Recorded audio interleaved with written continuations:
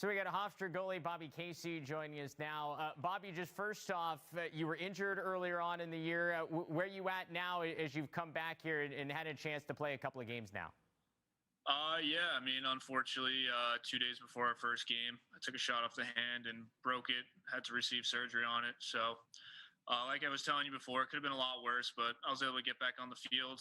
Ironically, when we got shut down for COVID, it ended up being beneficial for me because I got the cast off 2 days before we had to quarantine. And those 2 weeks I had to rehab and I didn't miss any games. So selfishly, it helped me, but I felt bad for the guys. But yeah, I feel good. I feel fine. Just happy to be back. Would have been a damn shame to go out like that, you know?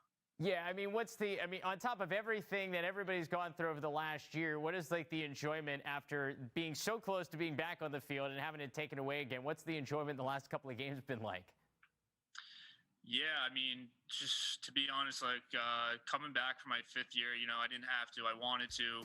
All my friends came back. They were in my class. We went through, you know, everything in the fall. We finally made it to game day without any COVID, you know, problems and nothing. And then last 30 minutes of practice, that happens. I never really dealt with a big injury like that. Goalies deal with a lot of hand and thumb injuries. I was always, you know, away from that. I never dealt with that. So I was kind of in shock at first. And what sucked is that, you know, we weren't prepared for it as a team. You know, Matt Gates, who filled in for me, who did an unbelievable job. Thank God we had him. You know, he didn't even have time to mentally get ready for that. You know, before the St. John's game, his last game was when he was in high school. So I think everyone was just in shock, including myself. But, I mean, it felt like forever, but looking back on it, it did go quick. You mentioned the team kind of reacting, and you guys, that was a shootout the first game. You ended up losing in dramatic fashion, but you've bounced back here, and you've got some expectations now because you've played yourself into those expectations, a top 20 team. As somebody who's a 5th year on campus and a captain, what's it like trying to help the team and you guys collectively manage the expectations of being a team that now is in the top 20, and there seems to be some expectations around the country for what you guys could do this year in the conference? Yeah, I mean, I've been here long enough to talk about even when, you know, Josh Byrne and Jack and Cannon were there. You know, that was my freshman year. We were number 2 in the country, and we didn't even make it to the CAA championship game. There's been plenty of times throughout the years where, you know, we're top 10, top 20, and nothing comes out of it at the end of the year. So it's just, you know, me and the other captains trying to keep everyone humble.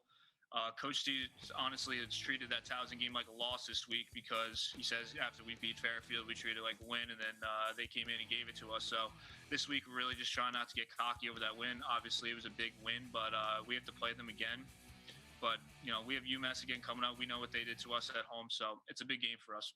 Yeah, you mentioned the UMass game, really fast turnaround. You played last Tuesday, and now you play on a Friday. There's like a week and a half in between.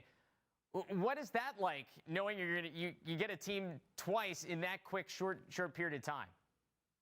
Them being our biggest rival, arguably, I think we're all pretty fired up, and especially since we lost the game, just to get another shot. You know, usually in normal years, we wouldn't get a shot. So they don't like us. We don't like them. We both know it. But throughout the years, there's just been some great games between us. I'm sure you guys have witnessed a bunch as well. So I think both sides are very excited.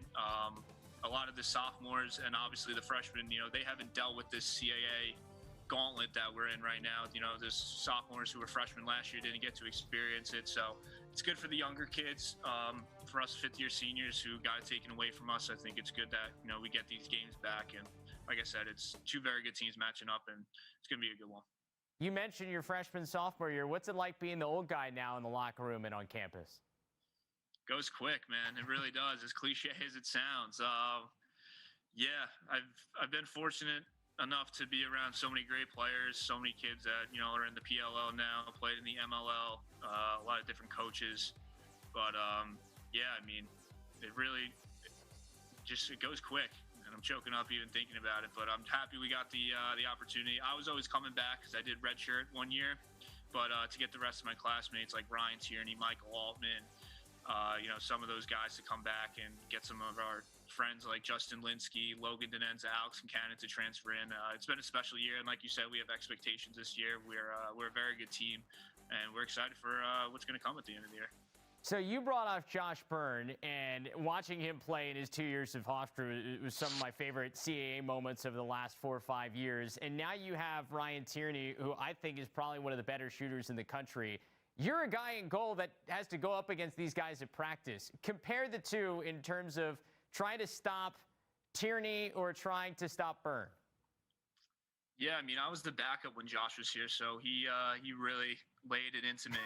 I mean, I remember my first night here on campus, we had a captain scrimmage, and first goal of the game was him dodging down the alley and putting one in between his legs, and I didn't even move. It went off the pipe and in.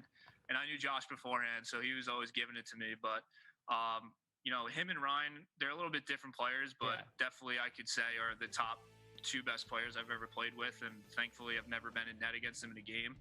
Because, you know, even just at practice today, Ryan put a highlight reel goal on me, but the internet doesn't see that, unlike some of these other goalies we face. So I'm very thankful for that. But, you know, Ryan lived in the town over from me growing up. So ever since we were in elementary school, I knew that he was going to be a special talent. A lot of, like, my coaches growing up that played at Hofstra talked about how, you know, skilled he was just as a little kid walking around the locker room, lefty, righty, BTB. So, just to get Ryan to come here to Hofstra with me in high school, and we played Team 91 together, I always knew how good he was going to be, and to be there every step of the way has been pretty special for me, especially him being one of my good friends. So, I mean, you've walked up with him. You get 10 shots. He gets 10 shots from like 8, 9, 10 yards out. How many are you stopping? Do posts count? Yeah. Oh, man. Hopefully. Half of them. Right, Who knows? Fair. Who knows? Yeah, he could do everything. He really can. It's like I said, I'm just very thankful that I only have to deal with him in practice. Yeah, no, that's good. And you're right. I mean, the cameras don't roll in practice, so anything he drops on you, just tell him to do that on somebody else, and then it ends up on SportsCenter. Yeah, exactly. I mean, how many times a week, every single game, it feels like he's got one that can end up on the SportsCenter top 10. It's something crazy to watch, but like I said, just happy he's on our side. You're a couple of Long Island kids. You have a chance to play college lacrosse on Long Island. You grew up not far from campus. If you weren't living on Long Island, where would your spot be? You know, I had a lot of family that came through Hofstra, and to be honest, my mom went there. My uncle played here for Coach Janowski. My cousin came to Hofstra. So, growing up, my dad, I lived 10 minutes from campus. My dad always brought us to the Hofstra games. I was, you know, the little kid at elementary school. We're all watching Hopkins versus Hofstra, and I'm the only one rooting for Hofstra. Everyone's rooting for Paul Rabel and the Blue Jays, and I was that kid where I just loved everything about it. And when I got the opportunity to meet Coach Tierney when he coached me and Ryan's team for Team 91 and play for him, I just loved his intensity. I loved his sense of humor, how much he knew about the game, and how much he cared for all of us. And I was the first commit in our class here for Hofstra before, you know, Ryan and Riley Forte, who are 2 kids that played on our team, committed here. But I knew right off the bat that I didn't even want to visit other schools. I wanted to play for Coach Tierney here. So if you but living anywhere else, like, could you imagine living anywhere else, or is Long Island it? Like, that's your spot? Nah. Yeah, that's my spot. It's tough to take the island out of a Long Island guy, you know? 100% true. That's the more you learn, the more people you meet from Long Island. Hey, Bobby, we can't wait to see you in action here on Friday. We appreciate the time, and good luck this weekend. Thank you. I appreciate it. Thanks for having me on.